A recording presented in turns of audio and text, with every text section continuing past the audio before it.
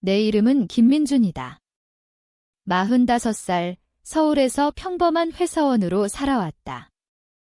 아니, 살아왔다라고 말하는 게 맞나? 그냥 버텨왔다고 해야 할까? 아내 수진과 결혼한 지 15년, 아이 둘을 키우며 매일 출퇴근하는 삶. 수진은 처음엔 따뜻했지만 세월이 지나면서 변했다. 그녀는 나를 단정적인 남자라고 불렀지만 그건 지루한 놈이라는 뜻이었다. 회사에서 승진 기회를 놓치고 동료들이 나를 무시할 때마다 집에 돌아와 수진에게 털어놓으면 그녀는 내가 노력 부족이잖아 라고 말했다. 그 말 속에 숨겨진 경멸을 느꼈지만 나는 참았다. 아이들을 위해, 가족을 위해. 매일 저녁 수진이 늦게 들어오고 핸드폰을 숨길 때도 의심하지 않았다. 일이 바빠라는 핑계에 고개를 끄덕였다. 하지만 속으로는 썩어갔다. 친구들도 마찬가지였다. 대학 동창 태호는 늘 나를 이용했다. 돈을 빌려달라고 하고 갚지 않았다. 민준아, 너는 착하니까 이해해줄 거지. 그 말에 웃으며 넘겼다. 왜? 나는 약자였다. 어릴 적부터 부모님께 참아라, 내가 이겨라고 배웠다. 아버지는 알코올 중독으로 가족을 괴롭혔고 어머니는 참으며 살았다. 나도 그랬다. 하지만 그 참음이 나를 병들게 했다. 가슴이 답답해지고 밤마다 불면증에 시달렸다. 그러던 어느 날 회사에서 큰 실수를 저질렀다. 아니, 실수가 아니었다. 상사가 내 아이디어를 훔쳐 자신의 공으로 만들었고 나는 책임을 뒤집었었다. 김 과장, 내가 왜 그렇게 무능해? 상사의 그 말에 주먹이 쥐어졌지만 고개를 숙였다. 집에 돌아와 수진에게 말하자 그녀는 또 내 탓이네 라고 했다. 그날 밤 나는 집을 나섰다. 비가 오는 서울 거리를 걷다. 길가 쓰레기 더미 옆에 낡은 기타가 놓여 있었다. 먼지 쌓인, 줄이 끊어진 기타. 왜인지 모르게 집어들었다. 그 순간 내 인생이 바뀔 줄은 몰랐다. 집으로 기타를 가져왔다. 수지는 그런 쓰레기 왜 가져와? 버려라고 했다. 하지만 나는 버리지 않았다. 어릴 적 음악을 좋아했다. 아버지의 폭력 때문에 포기했지만 가슴속에 남아 있었다. 밤마다 몰래 기타를 만지작거렸다. 줄을 새로 사고 유튜브로 독학했다. 처음엔 소리가 엉망이었지만 점점 익숙해졌다. 그 소리가 나를 위로했다. 회사에서 받은 스트레스, 수진의 차가운 말들, 태호의 배신 모든 게 기타 줄에 스며들었다. 나는 노래를 만들기 시작했다. 가사는 내 삶이었다. 참아온 세월, 이제 깨어나 같은 가사, 하지만 아직 누구에게도 들려주지 않았다. 수진의 변화는 점점 뚜렷해졌다. 그녀는 늦은 밤에 들어오고 향수 냄새가 달라졌다. 의심이 커졌지만 물어보지 않았다. 아이들이 덤마 왜 늦어? 라고 물으면 딜 때문이야 라고 대답했다. 나도 믿고 싶었다. 하지만 어느 날 수진의 핸드폰을 우연히 봤다. 메시지, 오늘 밤 호텔에서 만나. 사랑해 보낸 사람은 내 상사, 박 부장이었다. 그 순간 세상이 무너졌다. 수진이 박 부장과 불륜을 저지르고 있었다. 게다가 박 부장이 내 아이디어를 훔친 이유도 알았다. 수진이 내 이야기를 흘린 거였다. 배신의 고리가 연결됐다. 나는 테이블에 앉아 기타를 쥐었다. 손이 떨렸다. 왜 나한테 눈물이 흘렀다. 하지만 소리를 내지 않았다. 아직 때가 아니었다. 그날부터 나는 더 열심히 기타를 연습했다. 노래는 복수의 도구가 됐다. 가사에 수진과 박 부장의 이야기를 숨겼다. 태호의 배신도. 음악이 내 분노를 다듬어 주었다. 참음의 끝이 다가오고 있었다. 매일 출근길이 고문이었다. 박 부장을 볼 때마다 속이 끓었다. 그는 나를 보며 비웃었다. 김 과장, 요즘 피곤해 보이네. 집안 사정, 그 말에 수진과의 관계를 암시하는 듯 했다. 나는 웃으며 네, 조묘라고 대답했다. 속으로는 칼을 갈았다. 집에서는 수진이 더 대담해졌다. 오늘도 늦을 거야. 회식이라고 말하고 나갔다. 아이들은 나빠, 엄마 이상해라고 속삭였다. 내 가슴이 찢어졌다. 기타가 유일한 친구였다. 밤에 연습하며 노래를 녹음했다. 제목은 깨진 약속. 가사, 내 미소 뒤에 숨긴 칼, 내 등을 찔렀네. 이제 내가 돌려줄 차례. 태호에게도 연락이 왔다. 민준아, 돈 좀 빌려줄래? 급해 비번엔 거절했다. 미안, 나도 힘들어. 그는 화를 냈다. 너 항상 저양이야? 친구가 뭐야? 하지만 나는 끊었다. 기타 소리가 나를 강하게 만들었다. 변화를 느꼈다. 거울 속 내가 달라 보였다. 눈빛의 결의가 서렸다. 수진의 불륜 증거를 모았다. 메시지 캡처, 호텔 영수증. 하지만 아직 공개하지 않았다. 복수는 단순한 폭로가 아니었다. 내 방식으로, 음악으로. 카페에서 아마추어 공연을 신청했다. 첫 무대.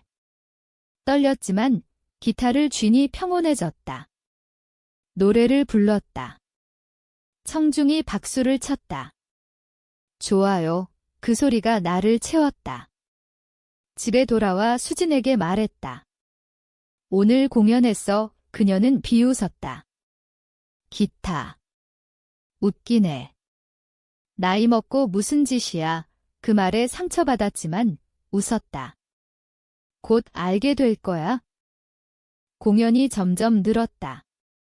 지역 카페, 거리 버스킹. 사람들이 모였다. 내 노래가 입소문 났다. 가사에 공감하는 이들이 많았다. 그 노래, 내 이야기 같아라고 말했다. 수지는 무시했다. 취미로 해, 본업이나 잘해. 하지만 그녀의 눈에 불안이 스쳤다. 박 부장과 더 자주 만나는 듯 했다. 회사에서 박 부장이 나를 불렀다. 김 과장, 요즘 음악 한다며? 재미있네.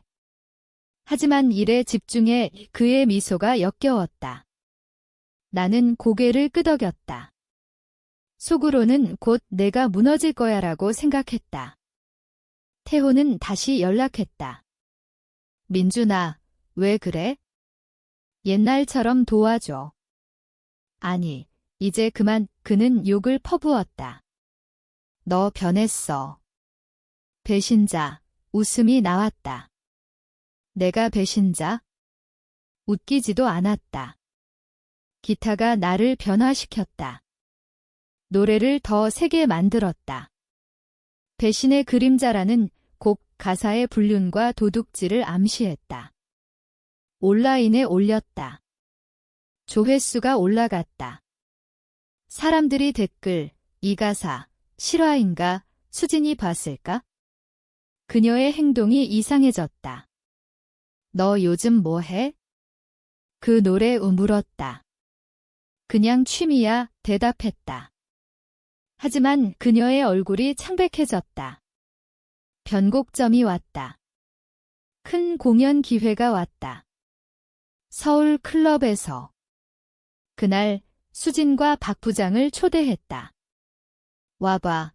재미있을 거야. 수진은 바빠라고 했지만 왔다. 박 부장도. 무대에 섰다. 기타를 쥐고 마이크에 대고 말했다. 이 노래는 내 삶입니다. 참아온 모든 것. 청중이 조용해졌다. 노래 시작. 가사, 사랑이라 믿었던 너, 등 뒤에서 칼을 꽂아. 상사의 미소 뒤에 숨긴 비밀, 이제 드러나 수진의 얼굴이 일그러졌다. 박 부장이 자리에서 일어났다. 노래 중간, 증거를 스크린에 띄웠다. 메시지, 사진. 청중이 웅성거렸다. 저건. 불륜, 수진이 소리쳤다. 민준아. 그만해. 하지만 나는 계속 불렀다.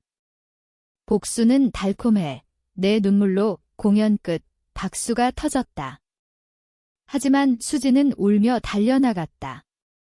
박 부장은 이 새끼가 라고 소리치며 나왔다.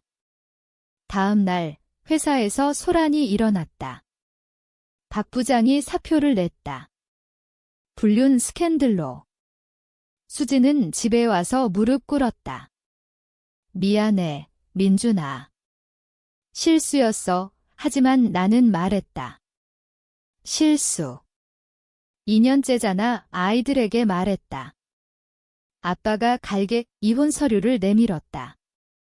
태호도 소식을 듣고 연락했다. 민준아, 내 노래 봤어. 미안, 하지만 무시했다. 그는 빚쟁이들에게 쫓기고 있었다. 내 돈 없이 무너졌다. 기타가 나를 구했다. 하지만 상처는 남았다. 밤마다 노래하지만 눈물이 난다. 이혼 후 작은 아파트로 이사했다. 아이들은 주말에 왔다. 아빠 노래 좋아 라고 했다. 그 말에 위로받았다. 음악 활동이 본격화됐다. 음반 제의가 왔다. 길가의 기타라는 앨범. 히트쳤다. 사람들이 내 이야기를 알았다. 인터뷰에서 참음의 끝은 자유라고 말했다. 수지는 재혼하려다 실패했다. 박 부장 때문에 명예가 실추됐다. 그녀가 연락했다. 민준아, 용서해줄래? 아니, 이 대답했다. 태호는 파산했다. 도와줘라고 애원했지만 내가 한 대로라고 했다. 복수가 끝났다. 하지만 내 가슴은 텅 비었다. 기타를 쥘 때마다 과거가 떠올랐다. 새 노래를 썼다. 치유의 소리. 가사, 낡은 기타가 나를 안아주네. 상처를 노래로 바꿔 공연에서 불렀다. 청중이 울었다. 나도 울었다. 삶이 새로워졌다. 하지만 밤에 혼자일 때 이게 정말 자유인가? 라고 물었다. 성공이 왔다. 콘서트, 팬들. 하지만 속은 여전했다. 수진의 눈물이 떠올랐다. 그녀는 이제 홀로 아이들을 키우고 있었다. 박 부장은 회사에서 쫓겨나 작은 가게를 했다. 태호는 친구들을 잃었다. 그들의 고통이 내 복수였다. 하지만 나도 아팠다. 기타가 없었다면 무너졌을 거다. 그 낡은 기타, 길가에서 주운 그게 나를 고쳤다. 노래로 분노를 풀고 자유를 찾았다. 이제 나는 새 사람이다. 하지만 가끔 참지 않았다면 어땠을까 생각한다. 그 질문이 나를 괴롭힌다. 세월이 흘렀다. 아이들이 자랐다. 딸이 아빠처럼 음악할래? 라고 했다. 웃었다. 수진과 가끔 마주쳤다. 그녀는 늙어 보였다. 민준아, 행복해? 물었다. 응, 대답했다. 하지만 진심인가?